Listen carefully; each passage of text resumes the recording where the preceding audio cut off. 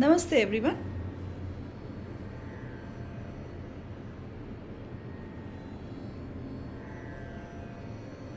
आज की इस पतंजलि योग सूत्र के सेशन में हम साधना पाद के सूत्र नंबर 18 पर बात करेंगे।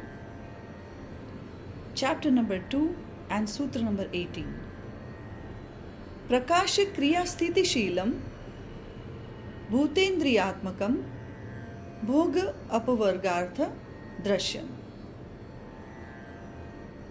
सूत्र नंबर 18 में ऋषि पतंजलि ने और गहराइयों से पुरुष और प्रकृति के भेद को समझाया है। Now here we will understand these sutra into three different sections. So first let's understand प्रकाश क्रिया स्थिति शीलम। इसके आगे के सारे सूत्रों में हमने बात की पुरुष और प्रकृति की। जो पुरुष है वो अनमैनिफेस्टेड है और prakriti is a manifestation, right? So we up till now we understood what is the nature of purush and what is the nature of prakriti, है ना? तो प्रकृति की जब हम बात करें तो उसको हम बहुत ही साधारण एक उदाहरण के रूप में देखें तो प्रकृति मीन्स शो एंड पुरुष इज द ऑडियंस। जब हम कोई भी फिल्म देखने जाते हैं तो स्क्रीन पे चल रहा होता है शो और हम कुर्सी पर बैठ के वो शो को देखते हैं, है ना? हम अगर स्क्रीन पर कुछ इमोशनल सीन है तो कई बार अज्ञानता से हम वो सीन के साथ रोने भी लगते हैं ना। तब हम पुरुष और प्रकृति का भेद भूल जाते हैं और हम खुद ही वो दृश्य बन जाते हैं। Purush is basically drashta and non doer. Purush कुछ भी नहीं करता, is just witnessing the show of prakriti. Now the question comes, when Purush is not doing anything, then why this show is happening? What is the reason? क्या purpose है ये show का? When Purush is not doing anything, is witnessing, right? So through the different experience which is gained by the show of Prakriti, Purush is getting evolved and understanding the nature of Purusha is unmanifestation, and this manifestation only happens through Prakriti. यहाँ पर ऋषि पतंजलि ने बहुत ही अच्छे से explain किया है। He has explained wonderfully word by word that pra, kri and ti. So pra means prakasha, the illumination or light. Kri is kriya or action, and ti is sthiti, right? सो प्रकृति ये तीन अलग अलग स्वर का जो संयोग बनता है वही है प्रकृति, और we can say drishyam, right? So drishyam means prakriti and this drishyam is made up of gunas. Okay, so prakash kriya sthiti Sheelam, okay, ये तीन अलग अलग स्थितियों को बताया गया है, right? So prakash sheelam, kriya sheelam and sthiti sheelam. Okay? So if we take the example of one tree, let's take one example of tree. हम एक पेड़ को देखते हैं तो ये पेड़ को हम अगर तीन अलग अलग स्थितियों में उसका वर्णन करें, if we describe this tree into three different categories. So कोई भी पेड़ है वो ऊपर की तरफ बढ़ता है ना? तो ऊपर की तरफ बढ़ता है मीन्स लाइट, ये लाइट की ओर बढ़ता है, राइट? सो प्रकाश इज लाइट। देन क्रिया, सो क्रिया इज एक्शन, बढ़ने की प्रक्रिया, growing, the action of growth is क्रिया। एंड स्थिति, स्थिति means holding something. If roots are not there, can that tree be possible? अगर जड़ नहीं है, अगर पेड़ की जड़ें उसको ज़मीन से जोड़ के रखने के लिए नहीं है, तो वो पेड़ क्या टिक सकता है? नहीं टिक सकता. So that sthiti is to hold or to retain. And now let's understand. These Drshyam or Prakriti is made up of 3 gunas. ये 3 गुणों से बनी हुई प्रकृति है और ये 3 गुण है सत्व, रजस और तमस.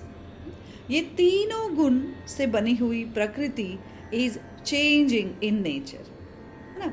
ये दृश्यम है, जो दृश्य है वो बदलता रहता है. प्रकृति keeps changing and keeps changing and changing and changing because of this 3 gunas. And Purusha is non-changing, right? So ये जो changing nature है, ये प्रकृति का 3 गुणों से बना हुआ है, जो है सत्व, रजस और तमस. सत्व जो है वो लाइट, सत्व की कोई भी एक्शन विद सत्व is giving light or you can say the knowledge of light or anything, the clarity, purity, which is everything is sattva. Rajas is action, kriya or action is very much needed, and through this rajas we get the movement, right? And sthiti is holding or retention. Okay. We can take one example of again a tree.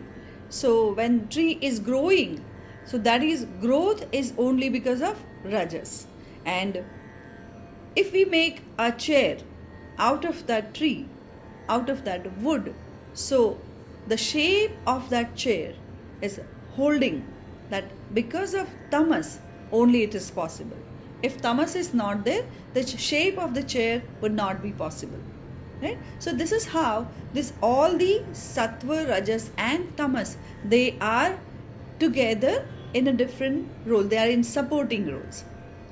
Though they are supporting each other, that is the asrit bhav, because they are depending on each other. Right?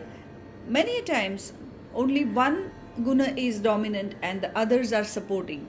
So this is the way of these gunas they work. Though they are supporting, they don't lose their identity, है ना. वो खुद का जो स्वभाव है वो नहीं छोड़ते ना. They work together in a supporting role, but they do not lose their own identity also. So this is how Drshyam is manifested world. So what is the purpose of Bhog and Apavarga? The purpose of Drshyam is Bhoga and Apavarga. So Bhoga means the experiences we go through in our life. And Bhog means gratification of our senses. Having habit of having tea every day.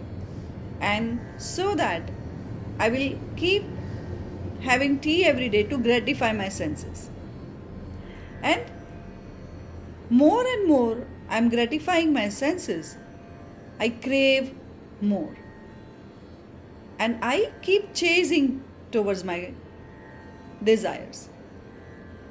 So gratification always makes you run, always makes you chase towards the desires. And for people, those who understand that gratifying the desires will not help them anyways, they rise above and they liberate.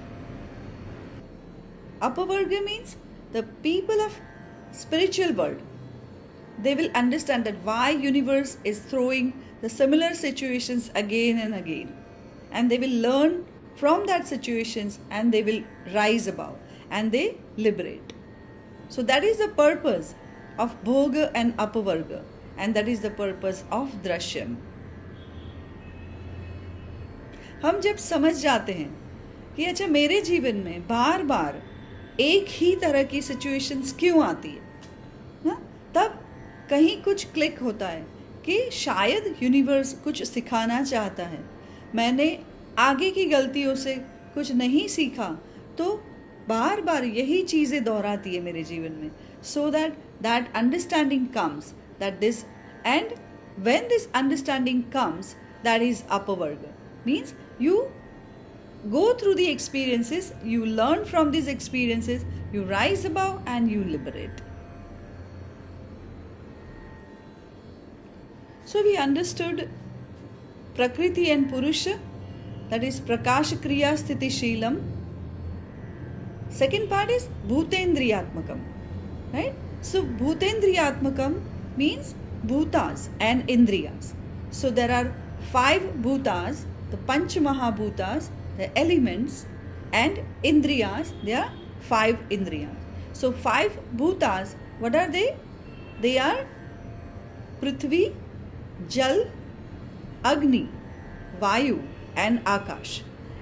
And indriyas, they are 5 Jnanendriyas and 5 Karmendriyas. So we all know that 5 indriyas, they are sight, then smell, then sound, taste and touch, right?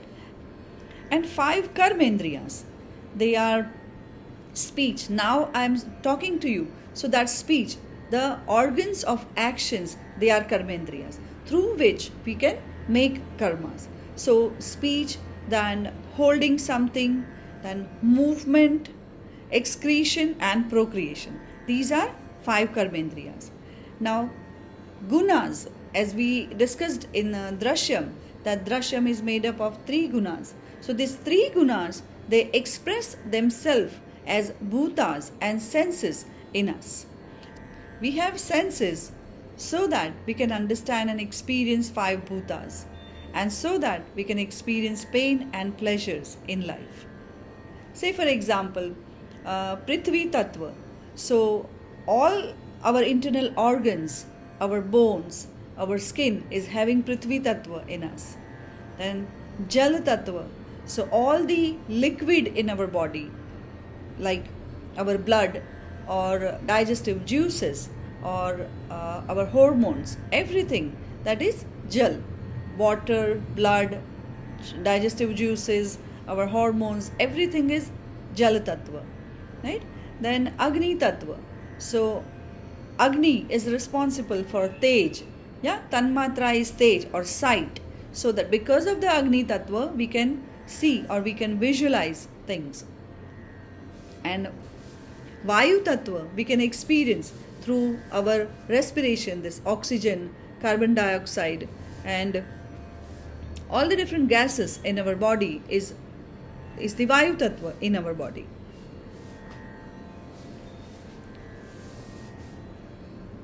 And this is how we use indriyas to understand our experiences. So Rishi Patanjali has explained beautifully, scientifically, that what is Drshyam, what is Bhutendriyas,